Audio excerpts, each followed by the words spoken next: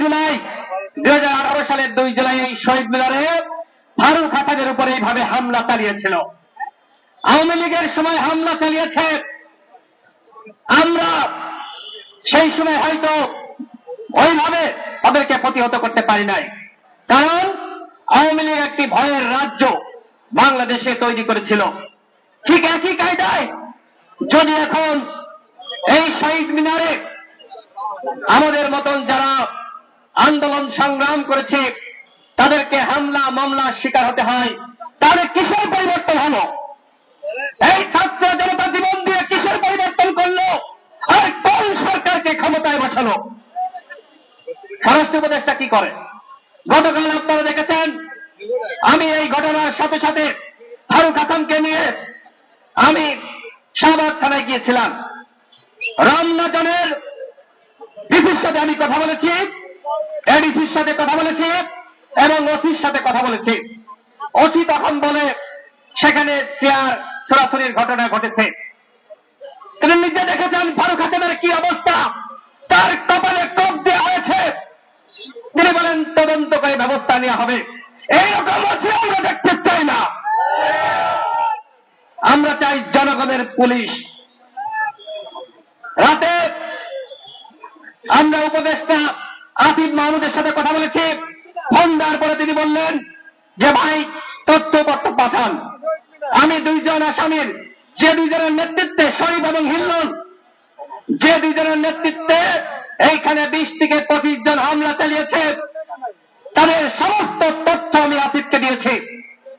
আজকে সকালে উপদেষ্টা শারমিন মুর্শিদ আমাকে ফোন দিয়েছিলেন, তাকে আমি বিস্তারিত ঘটনা খুলে বললাম এবং তাকে আমি তথ্য পাঠিয়েছি। তিনি স্বরাষ্ট্র উপদেষ্টার সাথে কথা বলেছেন, কিন্তু এখনো পর্যন্ত এই স্বরাষ্ট্র উপদেষ্টার কোন পদক্ষেপ আমরা দেখি নাই।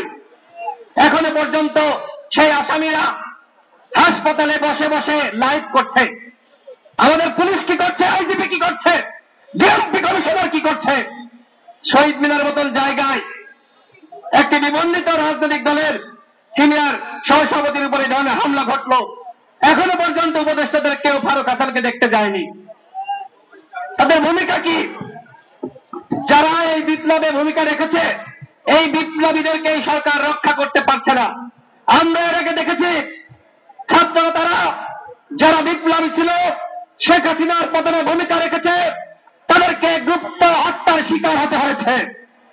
এই প্রোগ্রাম চলছে।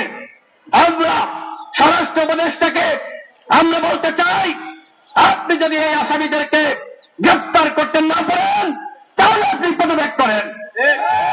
এখনো পর্যন্ত আইন শৃঙ্খলা পরিস্থিতি উন্নত হয় নাই, পুলিশ ফাংশন করছে না। এইখানে যখন ফারুকের উপর হামলা হয় তখনও পুলিশ ছিল। এই আজকে আমরা সমাবেশ করছি, পুলিশ যেমন সামনে দাঁড়িয়ে আছে, ঠিক গতকাল ছিল, কিন্তু পুলিশ এগিয়ে আসে নাই। এইভাবে যদি এই ধরনের ঘটনা ঘটতেই থাকে তাহলে এই পুলিশ দিয়ে আমরা কি করব? তোমাদের মতন পুলিশ আমাদের দরকার নাই। তোমরা দেশের আইন শৃঙ্খলা পরিস্থিতি নিয়ন্ত্রণ করতে পারছো না। তোমরা শুধু শুধু বেতন নেবা, জনগণের ভ্যাট ট্যাক্সের টাকায় তোমাদের বেতন দেওয়া হয়। সুতরাং জনগণের জান মালের নিরাপত্তা তোমাদেরকে নিশ্চিত করতে হবে।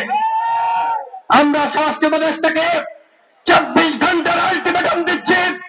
এই 24 ঘন্টার মধ্যে যারা ফারুকের উপর হামলা চালিয়েছে তাদেরকে গ্রেফতার না করা হলে এই স্বরাষ্ট্র উপদেষ্টাকে আমরা পদত্যাগ করতে বাধ্য করব।